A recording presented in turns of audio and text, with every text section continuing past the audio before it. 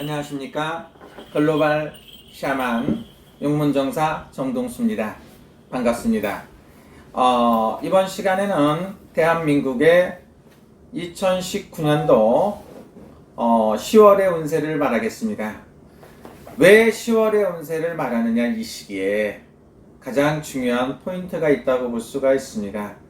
우리나라가 지금 전 세계적으로 어떻게 보면 힘들고 어려운 위치에 부닥겨 있다고 볼 수가 있습니다. 그런데 지금 우리나라 국가 지도자를 보자, 이렇게 볼 수가 있습니다. 국가 지도자 운세가 좋았을 때 대한민국의 운세가 굉장히 상승하는 걸로 볼 수도 있고 불행해지기도 합니다. 우리나라 같은 경우에는 지금 대한민국이 지도자가 1953년 계사생 뱀띠라고 볼 수가 있습니다. 뱀띠의 운세는 어떠느냐? 올해가 67살 성주가 들어서 국가의 수반이 되었다, 이렇게 볼 수가 있습니다.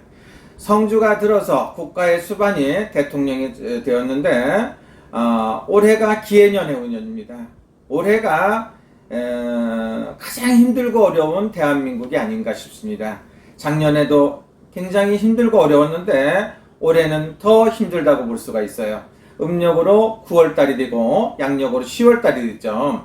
9월달부터 10월, 11월, 12월 약 5개월 동안 대한민국이 가장 힘들고 어려운 고난에 겪게끔 돼 있다고 볼 수가 있습니다. 그러면 왜 그러느냐, 이렇게 볼 수가 있습니다. 왜냐하면 다른 거를 다 그만두고 국제정세, 애교라든가 여러 가지 경제를 봤을 때도 힘들고 어려운데 지금 가장 힘든 거는 우리나라 국가 수반인 대통령이 삼재팔란에 들었다.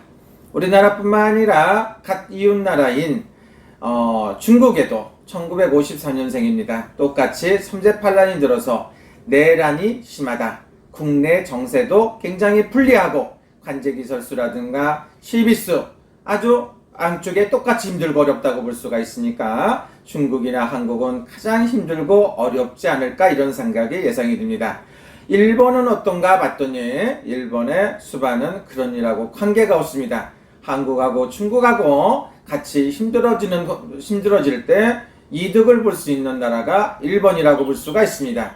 북한 같은 경우도 지금은 그렇게 극심한 손해를 보는 게 아니고 이득을 보는 그런 위치에 속해 있다고 볼 수가 있습니다.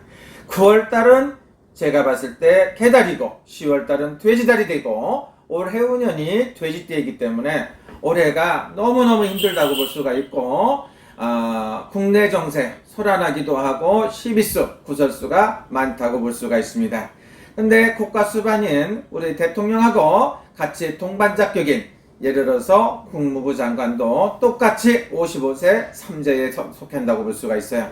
이분 역시도 운세가 상당히 불리하지 않나, 이런 생각이 들어요. 그래서 음력 9,10월달이 아주 고통스러워서 아주 그냥 이렇게 굉장히 힘들다, 요즘 말로 말하면 미쳐버리겠다, 이런 소리가 나올 정도가 될 수가 있습니다. 우리나라가 국태민안하고 굉장히 좋아져야 되고 국민이 편안함을 느껴야 되는데 지금 봤을 때 올 9월, 10월, 11월, 12월 앞으로 4개월간 굉장히 힘들고 어렵지 않나, 이런 생각이 들고요. 여러분들은 지출하는 것보다 돈 버는 거에 신경 쓰지 말고 전략을 해야 된다고 볼 수 있습니다. 그리고 광화문이라든가 이쪽 일대에서는 아우성 소리도 많이 들린다고 볼 수가 있습니다. 그래서 여당 야당으로 본다고 보면 여야가 운세가 바뀌지 않나, 이런 생각이 들기도 하고요. 진보나 보수가 있다고 본다고 보면 뒤죽박둔 우후죽순 누가 잘났네, 이런 소리를 내면서 시끄럽지 않나, 이런 생각이 들어요. 우리나라 운세는 앞으로 1년, 2년, 3년 정도가 굉장히 힘들고 어려울 수 있는 이런 시기일 수가 있습니다. 일시적으로 지금 엔화나 달러가 강세 다시 떨어지고 있습니다. 그래서 계속 떨어지나, 이렇게 생각을 하고 계신데 제가 봤을 때는 그렇지 않다. 9월달, 10월달, 11월, 12월 되면서 폭등을 할 수도 있으니까 그런 것도 생각을 해주시는 게 좋습니다. 부동산도 안정이 되고 가격이 안정세가 되고 조금씩 오른다고 생각하시는 분도 있는데 제가 봤을 때 2, 3년 새에 다시 우리나라에 버블이라고 굉장히 힘들고 어려운 게 오기 때문에 그것 또한 아주 신중을 기한 투자가 필요하다고 볼 수가 있습니다. 새로운 사업을 하신다는 것은 힘들고 어렵기 때문에 그런 걸 생각을 해본다고 보지만 새로운 사업은 굉장히 힘들어지고 어렵다고 볼 수가 있어요. 그리고 자영업자들, 소기업, 중기업, 중소기업들 이런 분들 하시는 분들이 굉장히 힘들어서 너도나도 폐업을 한다든가 뭐 그만두고 쉰다든가 수많은 일들이 발생할 수 있으니까 미리미리 그 경제적인 걸 갖다가 계획을 잘 세워야 된다고 볼 수가 있습니다. 가장 힘든 올해의 띠는 무슨 띠냐? 뱀띠라고 단언할 수 있습니다. 그 다음에 용띠가 힘들 것이다. 올해까지. 그리고 내년이 되면은 용띠는 기사이상에 가서 새롭게 태어나는 시기라고 볼 수가 있다고 볼 수가 있습니다.